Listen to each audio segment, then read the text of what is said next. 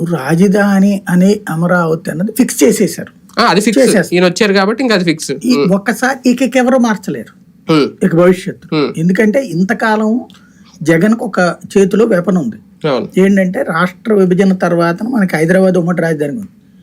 గతంలో రాజధానికి అమరావతిని పెడతామని తీర్మానం చేసినటువంటి మనము అది ఫైనల్ చేస్తూ హైదరాబాద్ రాజధానిని వదిలేసుకోలేదు. మనం హైదరాబాద్ రాజధాని వదిలేసుకోపోవడం వల్ల ఇంతకాలం కూడా హైదరాబాద్ ఉమ్మడి రాజధాని అన్న పాయింటే ఉంది.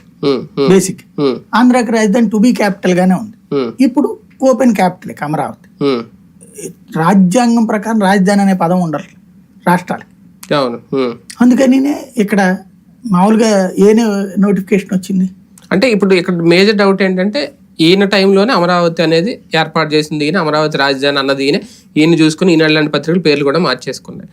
కానీ మొదటి నుంచి లాస్ట్ టైం కూడా బొత్స సత్యనారాయణ లాంటి వాళ్ళు రీచ్ చేసిన పాయింట్ నోటిఫై కాలేదు అనేది. ఇప్పుడు అసలు ప్రాసెస్ ఏంటి? ఇప్పుడు మళ్ళీ నోటిఫై చేస్తారా? ఒక తీర్మానం అన్ని ఇక్కడ ఉభయ సభల్లో చేసి మళ్ళీ కేంద్రానికి పంపిస్తారా రేపు ఫస్ట్ జరిగే అసెంబ్లీలో? ప్రాసెస్ ఏంటి?